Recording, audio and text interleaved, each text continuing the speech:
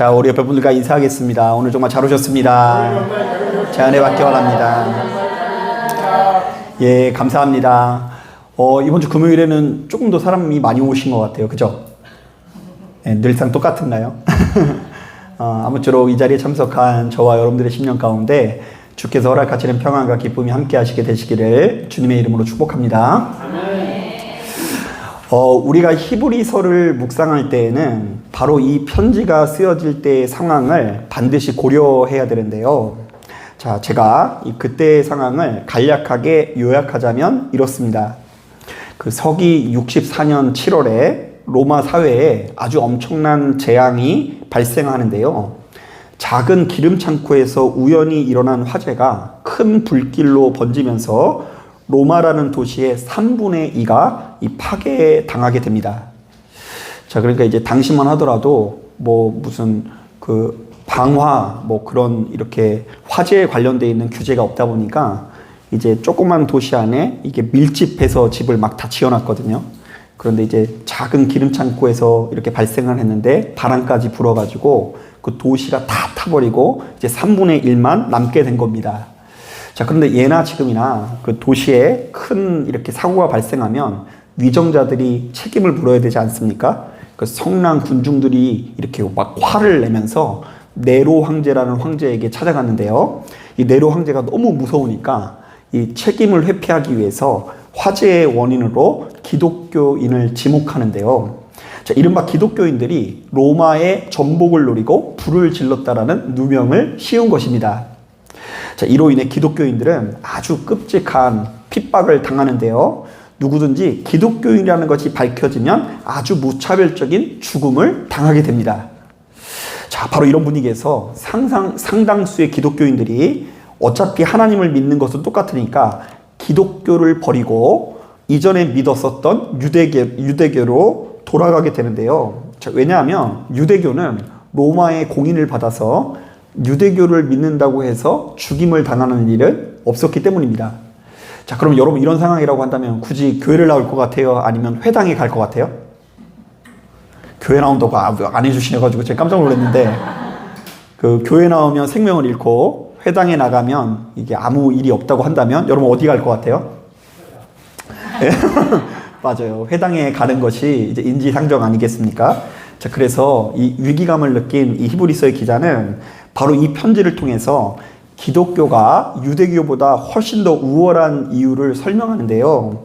오늘 우리가 읽은 이 본문의 내용은 그 중에서도 핵심이라고 말할 수 있을 것 같습니다. 자, 우리 한번 따라해 보겠습니다. 예수께서는 영원하신 대제사장 되신다. 자, 한번 따라하겠습니다. 예수께서는 아론보다 뛰어난 대제사장이시다. 자, 사실 이스라엘 백성들이 하나님께 제사를 드리는 데 있어서 가장 중요한 요소 중에 하나가 대제사장이라는 직분인데요. 자, 이때 대제사장은 레위 지파로서 성전에 머물면서 각종 제사의 일을 담당했었던 제사장들의 우두머리를 말합니다. 자, 그런데 바로 이 대제사장은 1년에 한 번씩 지성소라는 곳에 들어가서 이스라엘 민족 전체의 속죄를 위해서 예배를 드리는데요. 자, 그러니까 오로지 대제사장만이 하나님을 독대할 수 있고요. 자, 그가 하나님께 나아가 좋은 관계를 맺을 때에 이스라엘 백성 전체가 생명을 누릴 수 있는 것입니다. 자, 그렇다 보니 대제사장은 그 누구보다 특별한 사람으로 여겨졌는데요. 자, 이른바 대제사장은 일반 백성들보다 훨씬 더 우월한 존재로 여겼다라는 거예요. 자, 그래서 여러분 우리가 기도하면 응답이 안 오지만 대제사장이 기도를 하면 응답이 돼요, 안 돼요? 예, 된다고 생각을 했고요. 이 대제사장은 남들보다 뛰어난 영성을 가지고 있고 정결한 존재이고 손에서 불이 나가는 신적인 권한으로 이렇게 여겨지곤 했습니다. 자, 그래서 무수히 많은 백성들이 대제사장을 마주하거나 그에게 기도받는 것을 굉장히 큰 의미 부여를 했는데요. 자, 신학자들에 의하면 대제사장을 향한 이러한 믿음 자체가 예루살렘 제사 시스템에 있어서 매우 큰 역할을 했다고 합니다. 자, 그러니까 이스라엘 백성들은 하나님을 만나러 예루살렘으로 들어오는 것도 있지만 누구를 보러 왔다고요? 대제사장을 만나거나 그를 보기 위해서 예루살렘에 들어왔다라는 것이죠. 자, 그런데 오늘 우리가 읽은 이 본문을 보면 대제사장의 특별한 직분을 인정하되 참 특이하게도 그가 가진 권위의 근원을 전혀 다른 곳에서 찾고 있는데요. 결론부터 이야기하면 대제사장이 가진 혈통이나 특별한 은사, 신적인 권능을 주목하기보다 대제사장이 지닌 연약함에 초점을 두고 있어요. 자, 대제사장이 어떤 사람이라고요? 연약한 사람이기 때문에 능력 있는 사람이다라고 이야기해요. 자, 이게 무슨 말일까? 우리 다 같이 2절, 3절 말씀 천천히 한번 읽어보겠습니다. 5장 2절, 3절 천천히 읽어봅니다. 시작.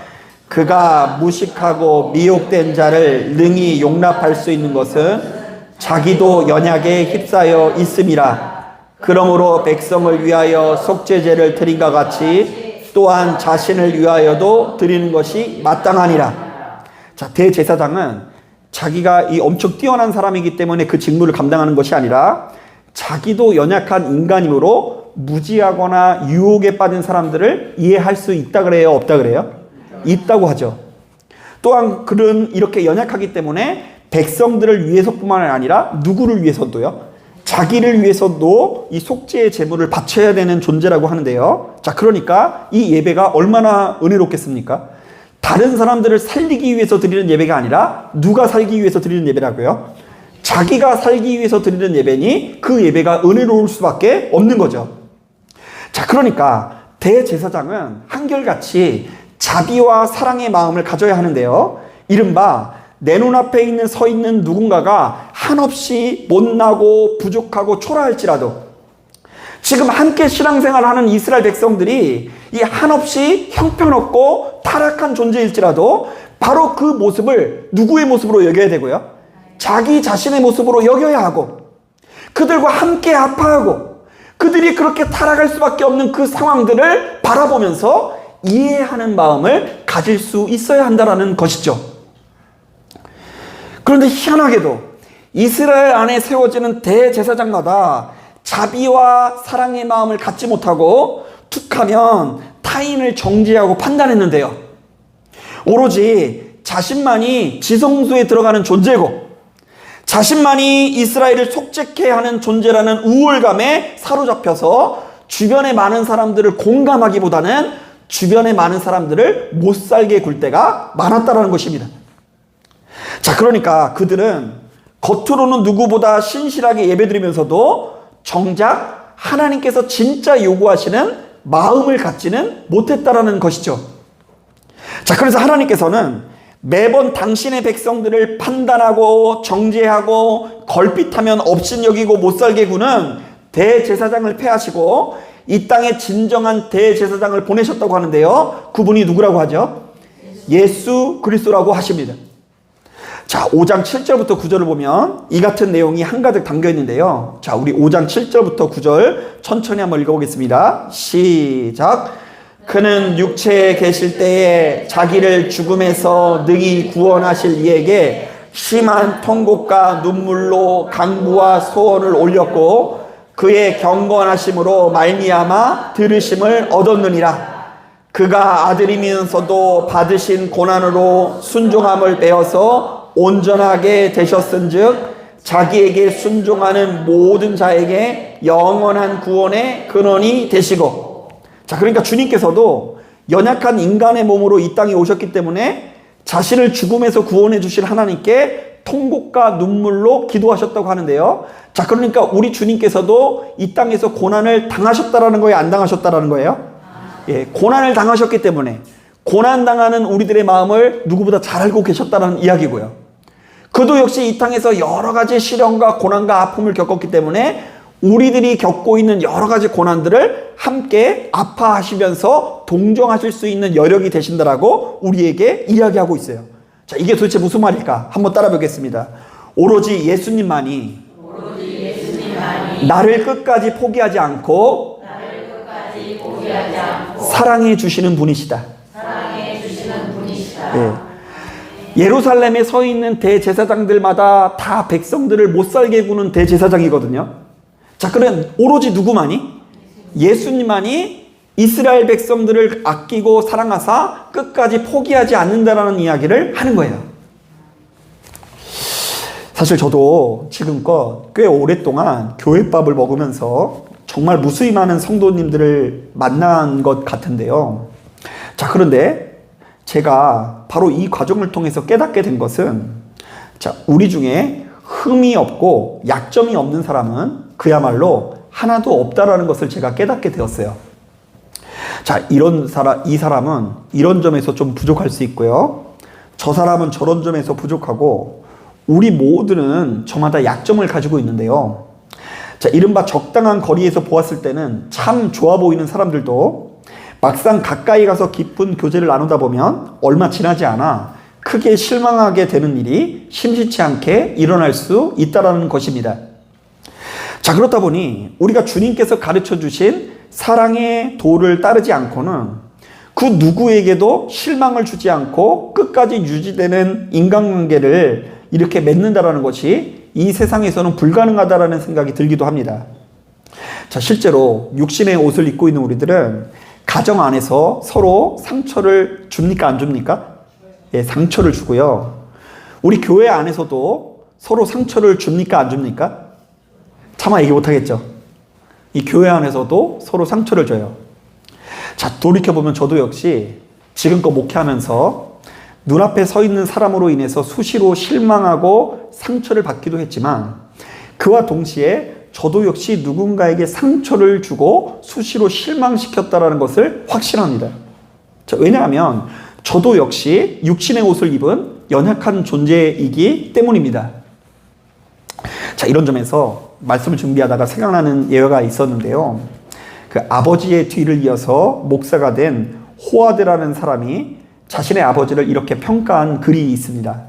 그러니까 이제 아들 목사님이 아버지 목사님을 평가한 거예요. 자, 이렇게 평가했더라고요. 나는 지금껏 살면서 내 아버지만큼 자신이 설교한 그대로 살려고 노력한 사람을 본 적이 없다. 야, 여러분, 이런 아들에게서 이런 평가가 나올 정도면 아빠 목사님이 굉장히 신실한 분이 맞는 것 같죠? 태성이한테 물어보면 안 돼요. 저희 아들한테 그거 물어보면 안 돼요. 너희 아빠를 어떻게 생각하냐 이렇게 물어보면 안 돼요. 큰일 날 수가 있어요. 자, 그런데 이제 그 아들 목사님이 이렇게 말하는 거 보니까 아버지 목사님이 굉장히 훌륭한 분이라는 생각이 들었어요. 자, 그런데 그 글의 후반부를 보면 참 흥미로운 이야기가 나오는데요. 이렇게 훌륭한 아버지에게도 한 가지 결점이 있었다고 하는데요. 자, 이 아버지 목사님이 스트레스가 많은 건지 아니면 뭐 업무가 과중한 것인지 한 번씩 혈기에 사로잡히면 주먹으로 문을 깬다고 하고요. 집안에 있는 가구를 던져서 공포 분위기를 조성한다고 합니다. 자, 그리고 나서 좀 지나면 그래도 아버지가 신앙이 있어요, 없어요? 있어서 갑자기 식구들을 모아놓고 깊은 가책을 느끼면서 내가 정말 잘못했다. 내가 다시는 안 그러마. 그러면 이제부터 다시는 그런 일이 안 일어났으면 좋으련만. 걸핏하면 화를 내고 사과하는 일이 반복되니 나중에는 이렇게 또 아빠가 또 사과하러 들어오면 됐어 이제 나가. 이런 일이 일어났다라는 거예요. 그러면서 뭐라고 하냐면 우리 아버지는 다 좋은데 자기 감정을 다스리지 못하고 수시로 화를 내는 자였다라는 평가가 이어지더라고요. 자, 물론 그가 목회 경력이 쌓여지고 하나님과 교제할수록 그와 같은 이렇게 성품들이, 그런 결점들이 많이 다스려지고 좋아졌지만, 그 아버지 목사님에게는 왜 그런지 모르겠지만 아주 어려서부터 심겨진 이 화가 나면 눈이 돌아가는 그 성품을, 화가 나면 눈이 돌아가는 그 버릇을 다스리는 것이 가장 큰 숙제였다고 합니다. 자, 그런데 냉정히 말해 이것은 그 누구에게도 예외가 있을 수 없는 이야기인데요. 신앙의 경력이 짧든 길든, 직분을 가졌든 가지지 않았든, 기도를 많이 하든 하지 않았든, 육신의 옷을 입고 있는 우리들은 저마다 연약함을 가졌다 안 가졌다? 가졌고, 그야말로 매번 우리를 넘어뜨리는 악한 본성이 가슴 깊은 곳에 자리 잡고 있다는 것이 분명한데요. 아마도 이렇게 악한 우리의 본성은 주님께서 다시 오실 때까지 변함이 없을 것 같다는 생각이 듭니다. 자, 그런데 이것은 우리가 죄인이라는 것은 세상적인 법률이나 도덕에 관한 이야기가 아니라 지극히 영적인 차원의 문제를 말합니다. 자, 지금 엄연히 따졌을 때 우리가 죄를 지었어요, 안 지었어요? 법적으로 봤을 때? 안 들킨 거겠죠? 안 들키겠죠. 뭐 무단횡단도 하고 뭐 밖에다가 뭐 쓰레기도 버리고. 자, 그런데 어찌됐건 적발이 되지 않았고 증인이 없기 때문에 우리가 법적으로 봤을 때 죄인이 아니에요. 그러나 영적으로 볼 때는 우리에게 문제가 많을 수 있어요. 하나님께서 요구하시는 대로 좀처럼 살지 못하는 본성을 우리가 가지고 있습니다. 내 안에 성령께서 요구하시는 것이 무엇인지 알면서도 좀처럼 이겨내지 못하는 본성이 내 안에 있습니다. 수시로 다짐을 하고 수시로 결심을 해도 일평생 우리를 괴롭히는 영적인 약점이 우리 모두에게 있다는 것을 인정해야 된다는 것입니다. 이른바 옛사람의 옷을 입고 있는 우리들은 저마다 비만 오면 새는 구멍이 하나씩 다 있는데요. 그래서 영적으로 민감한 성도들은 바로 이렇게 수시로 드러나는 자신만의 약점들 앞에서 차마 고개를 들지 못하고 이렇게 기도하기도 합니다. 하나님, 죄송합니다. 아니, 이제는 기도할 면목이 없습니다. 내가 신앙생활을 그렇게 오래 했는데 아직까지도 조금도 나아지지 않았습니다. 내가 40일 동안 눈물을 흘리면서 기도했는데 겨우 교회를 한 2주, 3주 쉬고 나니까 지금 이곳에서 예배 드리는 것 자체가 너무 힘들게 느껴집니다. 하나님, 아무리 봐도 나는 아무리 예수를 믿어도 안 달라질 것 같으니 나를 그만 포기하여 주옵소서. 자, 그런데 막상 하나님이 포기하면은요, 또 못 견딜 것 같지 않으세요? 제가 이제 옛날에 함께 신앙생활하던 그 권사님에게 들었던 재미있는 이야기가 있는데요. 이 권사님이 이렇게 식당을 운영하실 때 이제 식당을 오픈하면서 하나님, 손님을 많이 보내주시옵소서 기도했대요. 그래가지고 이제 막상 손님이 오니까 너무 힘든 거예요. 11시까지 막 퇴근을 못해. 그래가지고 하나님, 이제 저를 죽여주시옵소서 이렇게 기도했대요. 진짜.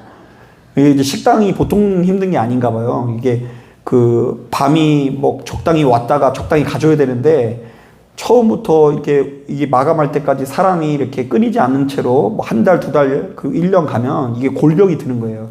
그래서 하나님 죽여주옵소서, 죽여주옵소서 이렇게 기도하는데 하루는 음성이 들려오더래요. 너는 죽었다 이러더라고요.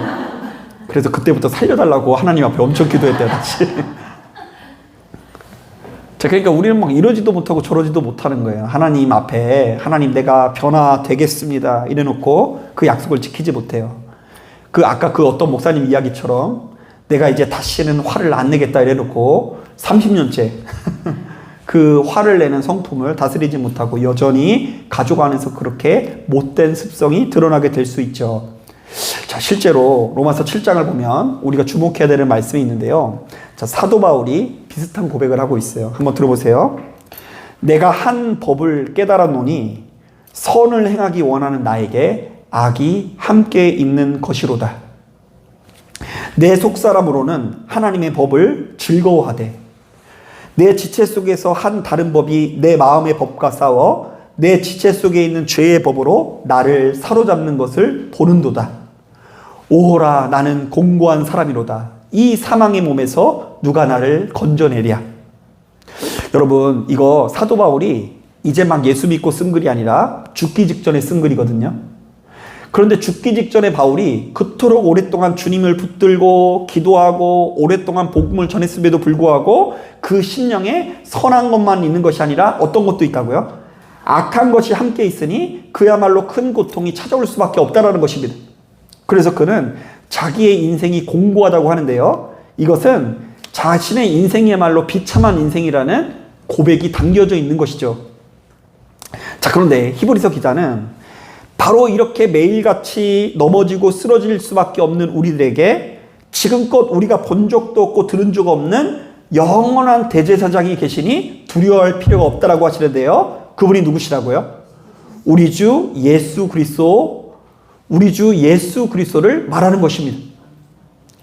사실 그동안 이스라엘 백성들이 목격한 제사장들은 저마다 다 목에 힘이 들어가 있었습니다.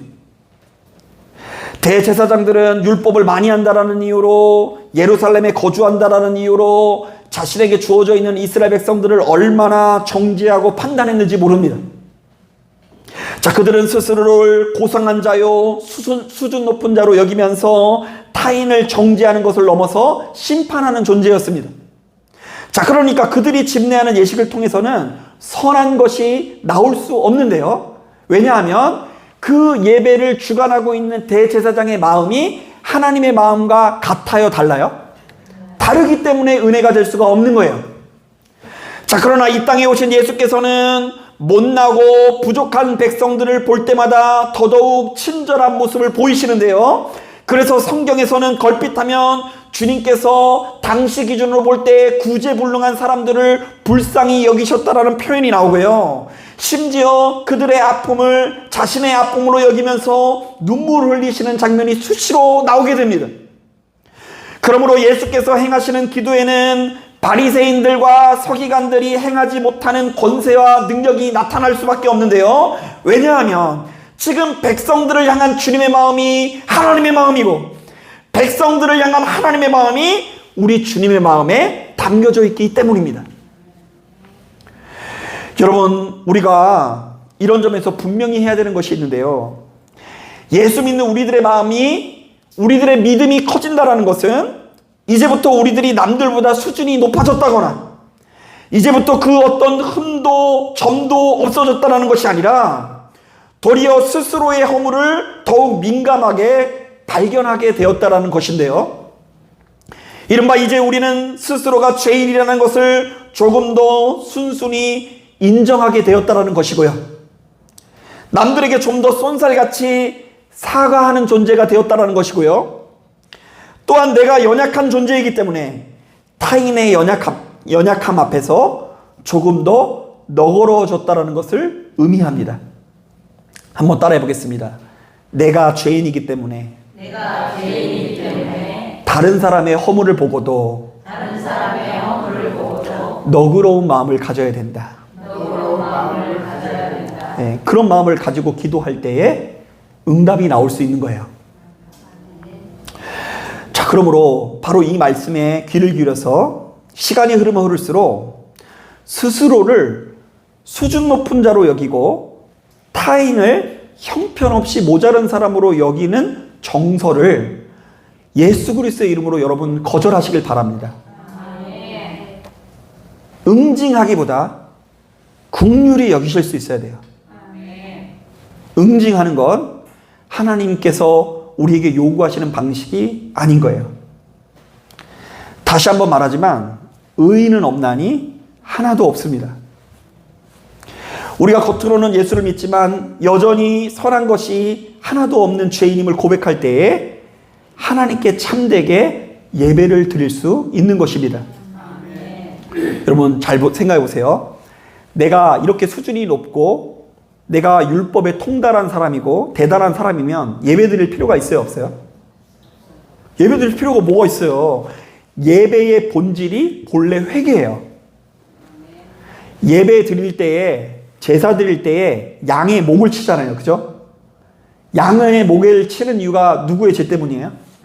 예, 원래 고대 사회에서 죄를 지으면 그에 대한 죄값을 치르는 게 인지상정인데, 내가 죽을 수 없으니 나 대신 내가 키우던 바둑이 뽀삐를 죽이면서 하나님, 내가 얘 죽는 거 보니까 너무 가슴이 아프네요. 이제 다시는 내가 그 똑같은 죄를 반복하지 않겠습니다. 그 아까 목사님처럼 그 가족 앞에서 성질내고 내가 다시는 안 그럴게 이러고 넘어가는 게 아니라 바둑이 뽀삐를 드리면서 내가 또 한 번 성질냈다가는 다른 바둑이가 죽는구나. 이제 절대로 이제 죄를 지면 안 되겠구나 하는 아주 무시무시한 그 의미가 담겨져 있는 게 제사예요. 자, 그런데 자기가 수준 높은 사람, 대단한 사람이 못하러 예배를 드려요. 지금 여러분 이 자리에 예배 드리러 나오신 거 부족한 것이 있으니까 나온 거죠? 하나님 앞에 회개할 것이 있으니까 나오신 거죠? 여러분, 바리새인들과 서기관들의 특징을 요약하는 글이 있어서 제가 옮겨왔는데요. 그 바리새인들과 서기관들의 특징은 이렇다고 하더라고요. 첫째, 타인의 죄와 허물에 분노하고 응징한다. 응징한다는 말이 너무 재밌지 않아요? 뭔가 잘못하면 걸려봐라. 뭐 한다고요? 응징한다. 이게 바리새인과 서기관이네요. 둘째, 이에 반해서 스스로의 죄와 허물은 없다고 생각한다. 셋째, 설령 나의 죄와 허물이 드러나더라도 좀처럼 인정하지 않거나 그것을 지적하는 상대를 더 나쁜 사람으로 만든다. 무시무시하죠. 이런 사람한테는 괜히 함부로 말 걸었다가 큰일 날 수가 있어요. 누가 더 나쁜 사람이 될 수 있어요? 누가 앞에서 막 그냥 잘못한 거 보고 너 그렇게 행동하면 안 되잖아 이러면 너는 더 나쁜 사람이잖아. 이렇게 하면서 아주 막 그냥 물귀신 작전으로 하기 때문에 이런 사람들은 조심해야 돼요. 말이 안 통해요. 남한테 응징할 줄만 알지 자기 잘못을 인정하지를 못해요. 자기가 수준 높은 사람인 거예요. 여러분, 우리는 여전히 못나고 부족한 존재이지만 하나님께서 이런 나를 끝까지 포기하지 않고 아끼고 살아가신다는 걸 기억하기 위해서 내가 정말로 어느 정도의 실력을 가지고 있는 사람인지를 바로 알아야 됩니다. 자격이 있어서 사랑해 주시는 것이 아니라 내가 특별한 수준에 이르러서 나를 사랑해 주신 것이 아니라 하나님의 사랑이 크셔서 우리를 부르시고 이렇게 좋은 것을 먹이고 있다는 것을 기억하십시오. 여러분, 오늘 본문 가운데 오로지 예수님만이 우리의 대제사장이 되신다라는 말의 의미를 깨달아야 돼요. 이미 당시 시대 가운데 대제사장이 엄청나게 많았어요. 역사 이래로. 자, 그런데 그들은 하나같이 자신에게 맡겨진 백성들을 동정하지 못했다. 대제사장이 백성이라고 불러놓고 다 목음만 쳤지 동정해주지 못한다. 그럴 수도 있지. 얼마나 고생했을까. 사실 따지고 보면 우리 하나님께서 대제사장을 뽑을 때 어떤 사람들만 뽑았다고요? 대제사장들 가운데 어떤 사람만 뽑았는지 우리 5장 1절 한번 읽어볼게요. 5장 1절 시작. 대제사장마다 사람 가운데서 택한 자입으로 됐어요. 누구 중에 택했다고요? 사람 중에 사람을 택했다라는 이야기예요. 그게 어떤 의미인지 우리 2절 한번 읽어볼게요. 시작. 그가 무식하고 미혹된 자를 능히 용납할 수 있는 것은 자기도 연약에 휩싸여 있음이라. 대제사장이 사람 가운데 뽑은 이유가 뭐라고요? 그도 역시 어떤 사람이라고요? 연약한 자라 이어서. 여러분, 그럼 문제. 여러분, 하나님께서 우리 권사님들을 능력이 많고 대단해서 불러주신 것 같아요? 믿음이 대단해서 불러준 것 같아요? 아니면 자기도 연약에 휩싸여 있어서 다른 사람들을 이해해 줄 것 같아서 부르신 것 같아요? 이 얘기를 안 하시네요. 그럼 우리 권사님들 얘기 너무 직접적이니까 우리 장로님 안 계시니까 장로님 얘기해 볼까요? 하나님께서 우리 장로님을 믿음이 좋고 능력이 많고 대단해서 불러주신 것 같으세요? 아니면 이 장로님도 연약에 휩싸여 있어서 다른 사람들의 허물을 보고 동정할 수 있어서 불러주신 것 같으세요? 말 못하겠죠? 우리 장로님은 얘기 못하겠으니까 제 얘기 해볼게요. 저는 진짜로 제가 얼마나 부족한 존재인지 이제 깨달았어요. 그걸 깨달은 지가 별로 안 돼요. 저도 아주 오래 기간 동안 목사가 된 이후에 제가 죄인인지를 깨달았어요. 그러니까 이제 얼마나 하나님께서 보셨을 때 답답했을지 모르겠어요. 이제 그 이전에 제가 맡고 있는 교회 부서가 성장한 적도 있고 부흥한 적도 있고 주변 사람들에게 인정을 받은 적도 있는데 그 가운데 그러한 놀라운 표징이 나타날 때보다 내가 죄인이라고 생각을 해본 적이 없고요. 나같이만 하면 된다고 생각을 했어요. 그래서 한국 교회가 다 썩었고 누구만 살아있었다고요? 나만 살아있다라는 마음을 가지고 정읍으로 내려간 거예요. 근데 거기에서 이제 하나님께서 영안의 눈을 띄워주셔서 야, 내가 이렇게 허물 많고 부족한 존재라는 것을 진짜 열병처럼 알았어요. 한 1년 정도는 그냥 앉기만 하면 눈물이 나가지고 스쳐가는 바람만 봐도 막 눈물이 나가지고 내가 죄인이라는 생각 때문에 그만하고 싶습니다. 하나님, 나는 요나입니다. 세상에 잘나가고 대단한 목사님을 사용하여 주시고 나를 놔 주시옵소서. 그런데 그냥 놔주시지 마시고 마지막으로 6자리만 알려주셔가지고 퇴직금으로 로또 1등 한 번만 당첨받게 인도하여 주시옵소서 했는데 응답이 하나요. 하나님께서 퇴직금으로 1등 당첨해 주시게 할까요? 비록 그래서 로또 1등은 당첨되지 않았지만 내가 죄인이라는 걸 충분히 알고 보니까 지금도 상처를 안 받고 실망을 안 하는 건 아니지만 자꾸만 돌아가는 건 내가 더 부족한 사람이니까. 그리고 나는 우리 성도님보다 믿음이 더 부족한 사람이라는 그 고백이 계속 이어지는 게 뭐냐면요. 아니, 여러분 일하시면서 어떻게 새벽 예배를 나오시는 거예요 도대체? 우리 전순희 원사님 새벽 예배를 도대체 어떻게 나오시는 거예요 도대체 일하시면서? 저는 목회를 안 했으면 새벽 예배를 나오기가 참 어려울 것 같아요. 사실 차라리 11시 예배는 나올 수 있거든요. 야행성이에요. 박쥐여서. 근데 새벽 예배를 나온다는 건 참 대단하고. 그리고 막 얼마 전에는 그냥 성도님 한 분이 그냥 갑자기 페인트를 가지고 와가지고 막 벗겨놔가지고 그냥 사회에서는 그냥 페인트 벗겨내가지고 이렇게 막 하면은 한 일당으로 한 10만 원 줄 텐데 이놈의 목사님이 그냥 옆에서 눈만 꼬박꼬박 뜨고 있고 벗겨놓는 거를 우리 그 성도님은 참 잘 벗겨가지고 깔끔하게 했는데 제가 벗겨놓은 거는 다 울퉁불퉁해가지고 별로 도움도 안 되고 옆에 그냥 앉아만 있고. 야, 이 뭐 돈이 나오는 것도 아닌데 어떻게 그런 행동을 할 수 있을까? 저보다 다 믿음이 좋은 사람이라는 생각이 들어서 불만이 사그라들고요. 옛날에는 우리 성도님들 향해서 저 나름대로 불 화살도 쏘고 돌도 던지고 채찍질을 하고. 근데 이상하게 그럴 때 또 뭔가 더 교회가 으쌰으쌰하는 것 같기도 해요. 지금 너무 아무것도 안 하는 것 같잖아요. 차마 이야기할 수 있는 게 없어요. 저보다 더 잘하고 계신 분인 것 같고, 제가 만약에 여러분들의 상황이라면 못 배웠을 거예요. 저보다 다 믿음이 좋은 분들만 이 자리에 앉아 계세요. 저는 그래서 바로 이러한 흐름 가운데 오로지 예수님만이 우리의 영원한 대제사장이 된다는 말의 의미가 가슴으로 다가와요. 아, 당대에 무수히 많은 대제사장을 하나님께서 역사이로 세우셨지만 하나님의 마음을 갖는 대제사장이 없었구나. 흔치 않았구나. 그들이 율법의 전문가였고 그들이 기도도 많이 했고 머리부터 발끝까지 흠이 없기 위해서 나름대로 음식도 구분하고 저것도 구분하고 아주 엄청난 열심을 뿜었지만 하나님의 마음을 가지고 죽어가는 한 영혼을 향한 마음을 갖지 못했구나. 그런데 전혀 새로운 차원의 대제사장이 오셨는데 가히 그분의 행보가 유별나구나. 야, 정말로 어떻게 이런 사람까지도 불쌍히 여기실 수 있을까? 그래서 가만히 보면 이제는 이 복음서에 담겨져 있는 복음이 기적이 아니라 국률이더라고요. 복음이 뭐라고요? 기적이 아니라 국률이에요, 국률. 지극히 높으신 하나님의 아들이 내려오셨다. 왜? 사랑하니까. 이 땅에 오신 하나님께서 당신의 백성들을 국률이 여기시고 불쌍히 여기셨다.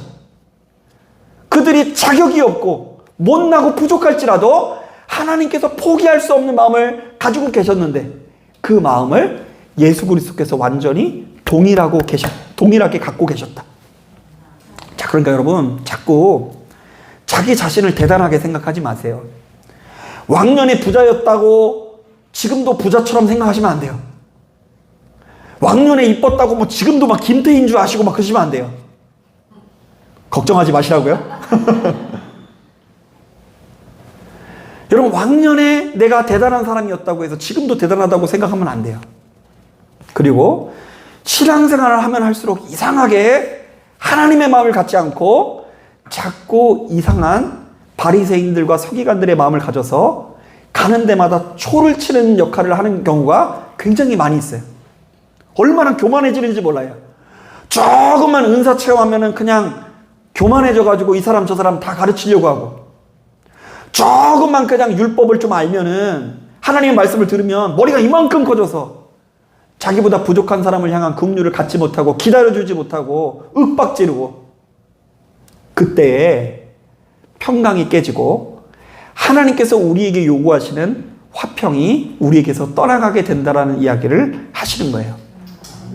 자, 그래서 여러분, 오로지 예수님만이 우리의 영원한 대제사장이 된다라는 것은 사람에게는 소망이 없다라는 동시에 우리도 역시 누구의 형상을 닮아가야 된다는 이야기죠. 예수 그리스도의 형상을 닮아가야 된다는 이야기예요. 이거는 우리가 평생 동안 수양하고 공부하고 도를 쌓아야 되는 내용이에요. 아, 예수님을 닮아야 된다. 국률해야 된다. 여러분, 제가 단언컨대 오늘 아무리 은혜를 받았어도 내일 내 마음에 드는 사람보다 내 마음에 안 드는 사람이 나타날 확률이 높아요. 어떤 청년이 열심히 기도하더니 하나님께서 정말로 좋은 직장에 보내주셨대. 그런데 거기에서 한 달 또 못 버틸 수 있어요. 만나는 사람이 너무 싸납대요. 다 악한 사람들로 모였대. 그래서 과감히 그만두고 또 주야 뭐 새로운 데 보내주시옵소서. 근데 거기 가도 또 이상한 인간들만 있어요. 또 다. 일이 뭐 어디는 더 힘들대. 어디는 또 환경이 더 나쁘대요. 이 세상에서 내 마음에 다 들고 그런 환경도 없고 내 마음에 드는 사람도 없어요.